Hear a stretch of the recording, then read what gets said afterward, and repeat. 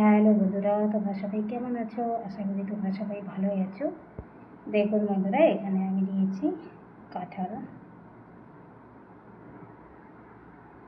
আমি কাঁঠাল থেকে আজকে কাঁঠালের রসের থেকে গুড় বের করব। প্রথমে আমি কাঁঠালের বীজগুলো ছাড়িয়ে নেব। দেখুন, বীজগুলো বের করে নেব। আর বন্ধুরা, গুড় বানানোর জন্য কিন্তু বেশি পাকা কাঁঠাল লাগবে। বেশি পাকা কাঁঠাল হলে ভালো হয়, বেশি রস বের হয়।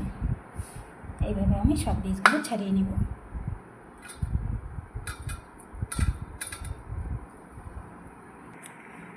দেখুন, কাঁঠালের বীজ আমি সব বের করে নিয়েছি। দেখুন কতগুলো কাঁঠালের বীজ হয়েছে,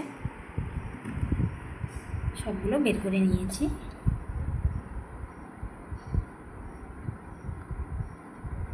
আর বন্ধুরা, এখানে আমি একটু নিয়ে নিচ্ছি চুন দিয়ে আমি মেখে রেখে দিব।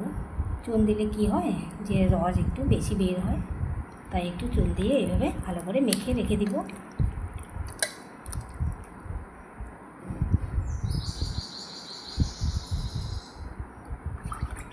এভাবে মেখে আমি 10 মিনিট রেখে দিব।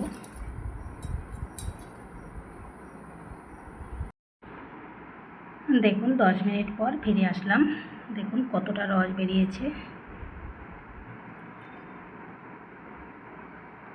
দেখুন, আমি একটা এরকম ফুটো ঝুড়ি নিয়েছি, ঝুড়িতে ঢেলে নিব, তাহলে ফুটো দিয়ে রস বেরিয়ে যাবে। আর আপনারা একটা সুতি কাপড় নিয়ে সুতি কাপড়েও রাখতে পারেন। আমি এরকম ঝুড়িতেই ঢেলে নিব। ঢেলে দিচ্ছি।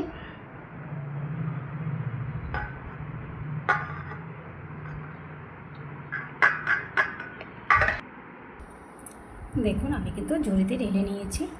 এইদিকে আমি একটু ফাঁকা করে দেব।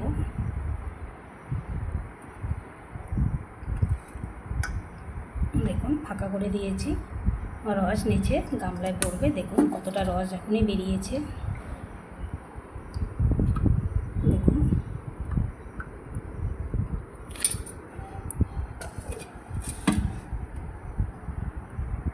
এইভাবে আমি রস বের করে নেব।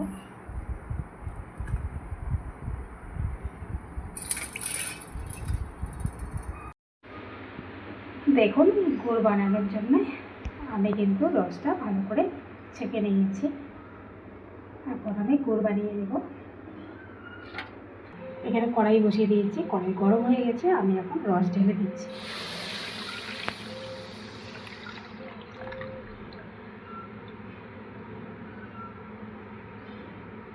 জাল করে নিব একটু। দেখুন বন্ধুরা, টকবক করে কিন্তু ফুটে উঠেছে। আর এদিকে দেখুন, যেহেতু আমি চুন দিয়েছি, এই জন্যে দেখুন অনেক ফেনা কাটছে। তো এগুলো আমি একদম পরিষ্কার করে ফেলে দেব তুলে। দেখুন এগুলো সব তুলে ফেলে দেব।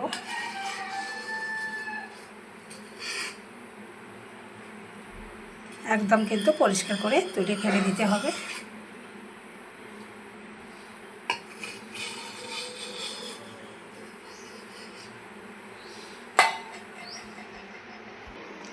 দেখুন কতগুলো ফেনা আমি উঠিয়ে নিয়েছি।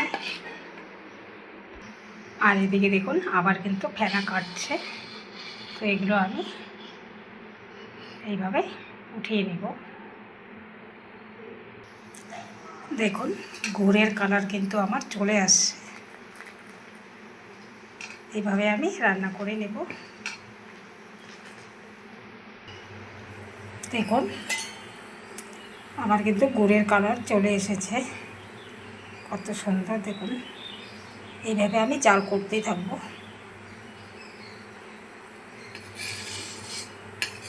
আর যত ফেনা কাটবে ফেনাগুলো উঠিয়ে নেব সাইড থেকে।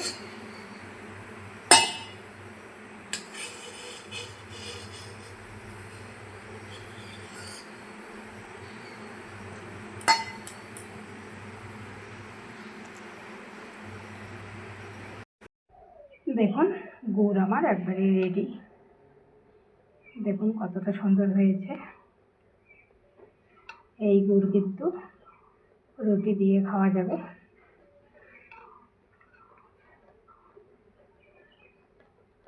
নামিয়ে নেব। আমি অর্ধেকটা নামিয়ে নেব আর অর্ধেকটা আপনাদের মুড়ি দিয়ে মোয়া করে দেখাবো। অর্ধেক গুড় আমি কিন্তু নামিয়ে নিয়েছি। এখন আমি দিয়ে দিচ্ছি মুড়ি।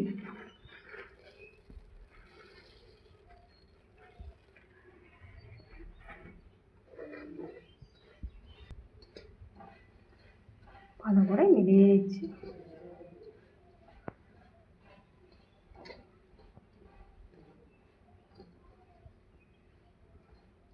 মিলিয়ে নেওয়া হয়ে গেছে, নামিয়ে নেব। এখন আমি মোয়া বানিয়ে নেব।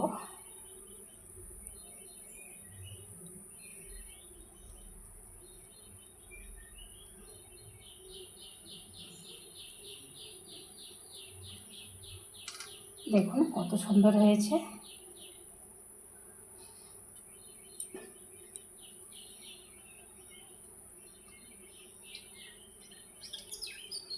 আর মুড়ির মোয়া কিন্তু গরম থাকা অবস্থায় বানাতে হবে।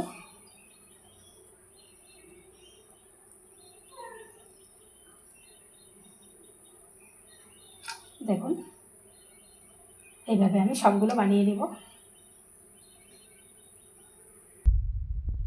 দেখুন কাঁঠালের রসের থেকে কিন্তু আমি গুড় বের করে নিচ্ছি। আবার গুড় থেকে আমি মুড়ির মোয়া করে নিচ্ছি। কত সুন্দর হয়েছে মুড়ির মোয়া দেখুন। এখন আর বাজার থেকে গুড় কিনে না আনিয়ে বাড়িতেই তৈরি করে